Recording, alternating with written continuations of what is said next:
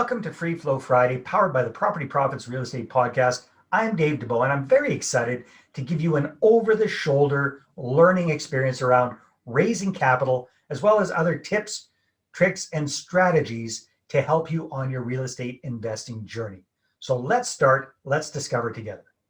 How do you like to get telemarketers calling you up, trying to sell you stuff over the phone? Hardly anybody likes that. Nobody likes getting those calls. Nobody likes doing those calls. You piss a lot of people off.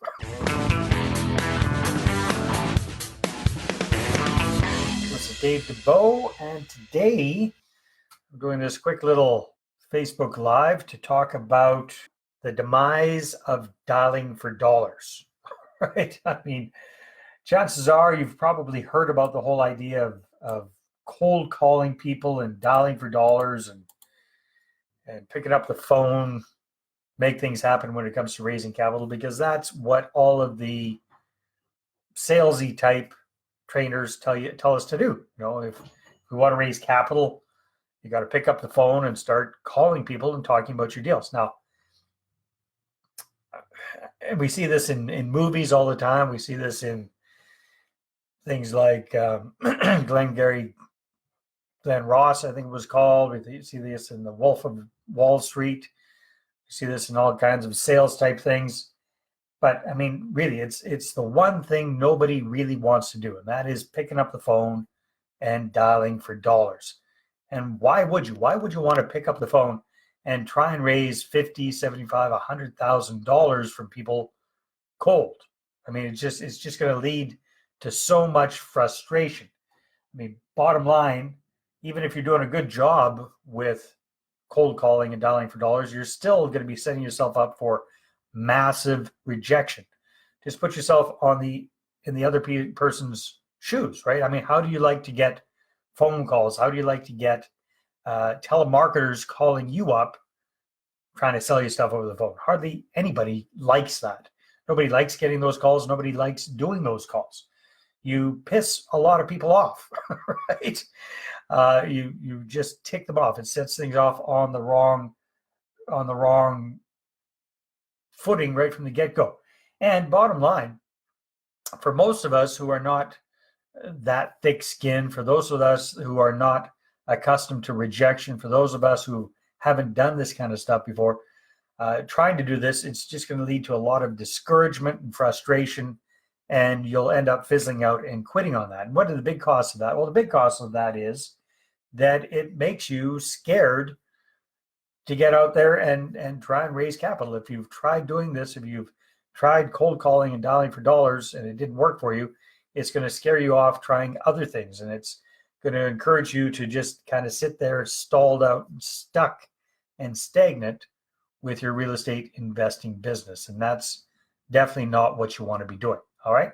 So that's the biggest challenge I see with most real estate investors. That's why over 80% of active real estate investors are stuck with just one or two or three properties in their portfolio, and then they stall out, is because they don't know how to go about attracting investors and raising capital. So it kind of reminds me of a couple of stories of myself about the two times I can remember trying cold calling and dialing for dollars, and both times I failed miserably. Right? So, excuse me, the first time was way back in the day, probably 2004.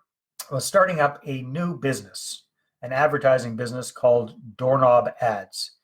And if you've never seen them, they're kind of like a hotel do not disturb sign, you know, the things that you hang on the doorknob in your hotel room, says do not disturb or clean the room or what have you. It's kind of like one of those, but on steroids. So these things are probably, I don't know, I think they're 16 or 18 inches long. And had a bunch of different coupons on them from local businesses advertising their businesses. So the big advantage of this whole idea was, first of all, it's getting put right on the front door of people's houses. So that seems pretty appealing. And the second thing was that we made these things exclusive. So we could only have one business per category advertising at any particular time.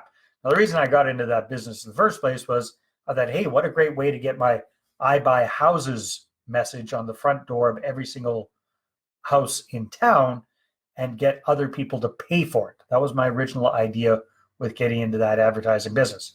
And the guy that I bought the license for this from wasn't very helpful when it came to the whole sales thing. In fact, he just told me, hey, Dave, these things sell themselves.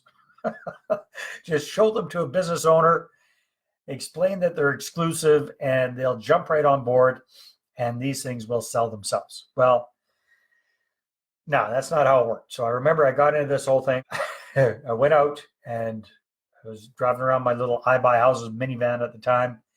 And I went out selling these doorknob ads to local businesses by cold calling on them. So I wasn't necessarily picking up the phone and cold calling.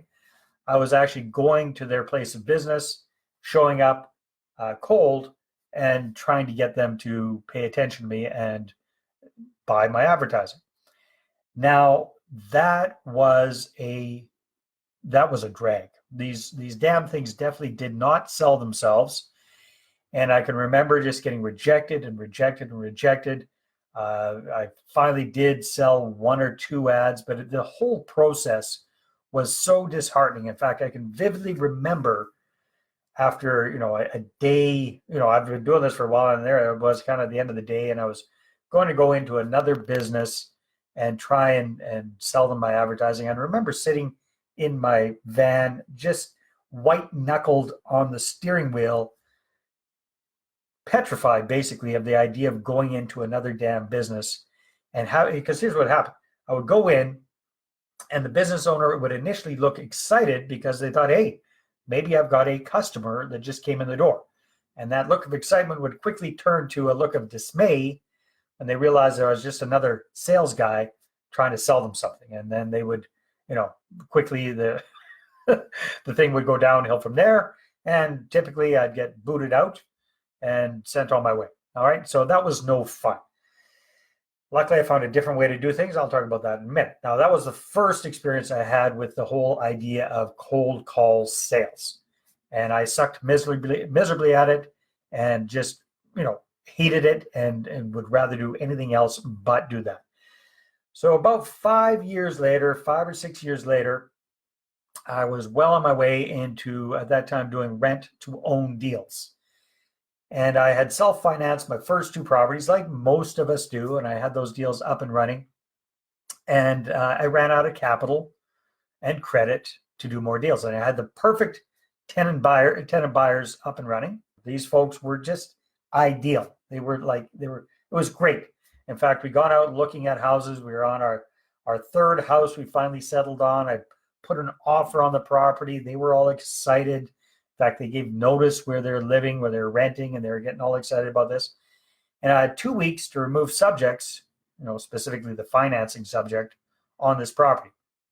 And I tried everything. I mean, I ran out and I networked up a storm, and that failed. And I spammed people, and that failed. And I tried my hand again at dialing for dollars, but this time it was for raising capital.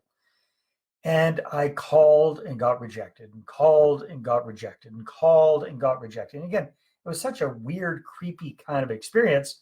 Think about it. You're calling people up and you're saying, hey, here I needed, at that time, I think I needed $85,000. I'm trying to pitch them on a deal over the phone and trying to get them to invest $85,000 with me. It just went nowhere. I mean, looking back on it, 2020 hindsight, it's pretty obvious why it didn't go anywhere. But that's what I'd heard you have to do. You have to pick up the phone and dial for dollars. Well, in that case, I ended up getting an extension on the deal, on the time frame for closing on that deal. It still didn't work, and I ended up losing that deal. And that's when I really decided, you know what?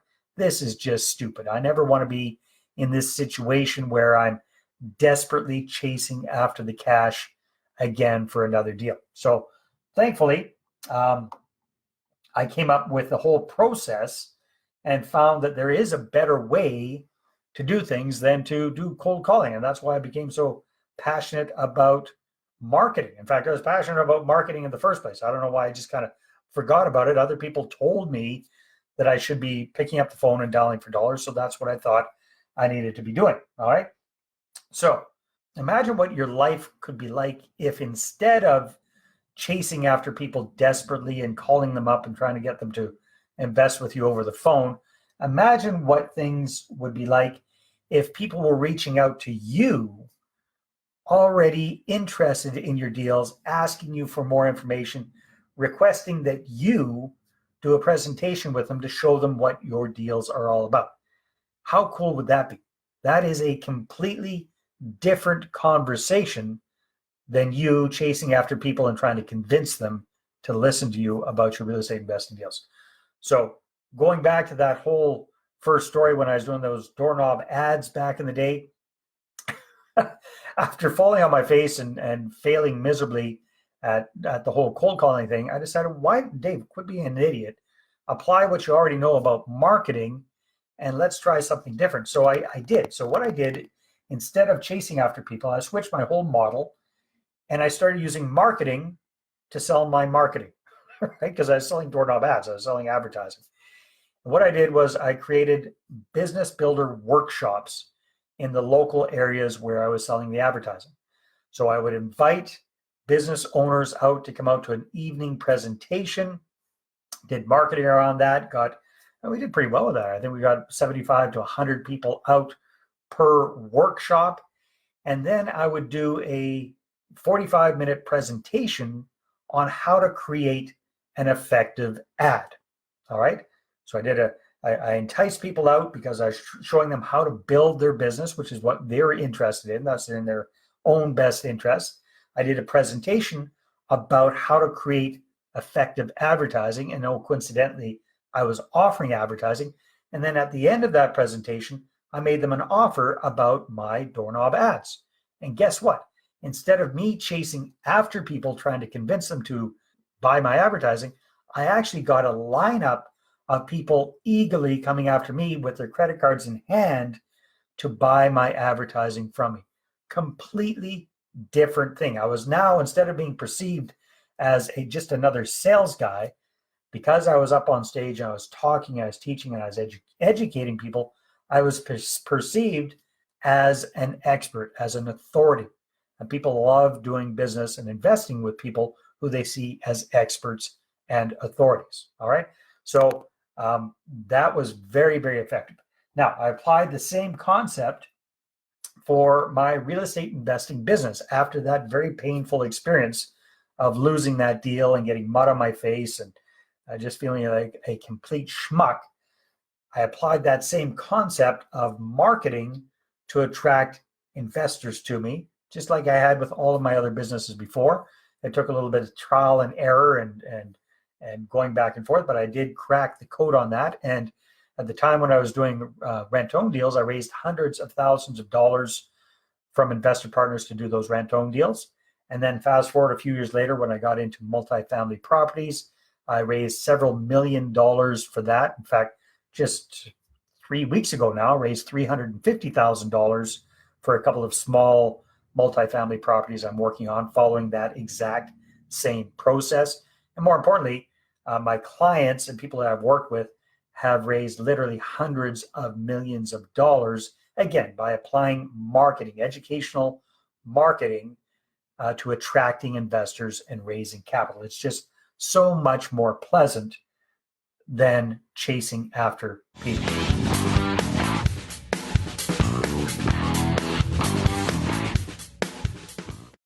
Well, hey there. Thanks for tuning into the Property Profits podcast. If you like this episode, that's great. Please go ahead and subscribe on iTunes. Give us a good review. That'd be awesome. I appreciate that. And if you're looking to attract investors and raise capital for your deals, then I'm going to invite you to get a complimentary copy of my newest book, right back there. There it is. The Money Partner Formula. You can get a PDF version at investorattractionbook.com. Again, investorattractionbook.com. Take care.